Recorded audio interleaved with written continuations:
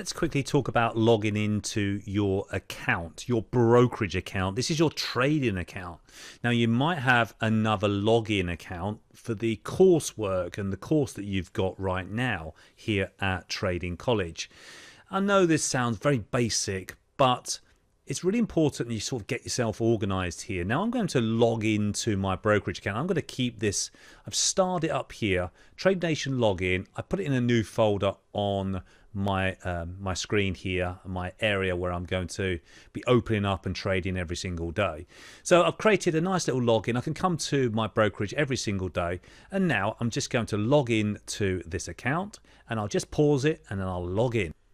Okay, so I've logged into my account. I've got my demo account up the top here. I've got my live account here. I've got an MT4 live account here as well. I need to get the right one, don't I? I can manage my accounts here as well. Let's launch the demo. How exciting this is. We've got the demo up now. So I've launched inside that demo. Remember, I've got that 900,000 in here.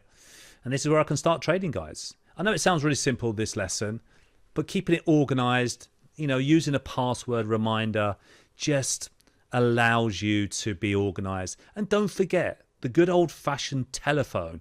Make sure you've got the number of the broker, and you want to ask, if you want to place a trade, you need to ask for the dealing desk. And remember that you are a client of the broker.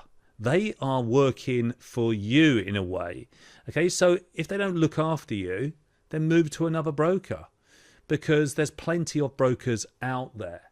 But the thing is, guys, don't be nervous to phone up your broker and say, look, I'm a beginner here. I've just done something. I'm not quite sure what I've done. Can you explain that to me? And then what they'll say is, what's your account number, sir? Maybe a password, not a password, but a security question. And then just give it to them and keep that security question nice and safe, because at any time you want to find out about something, maybe a phone call and they will help you. They should have good customer service, these brokers. If they don't, as I said, get rid of them. I don't really experience bad customer services from many brokers, unless they're a rogue broker, I'd imagine, out in a country where there's no FCA regulations and stuff. But if you're with the big boys here, you know, these brokers, it's perfectly fine. And, you know, just log in and away you go and start playing with this demo.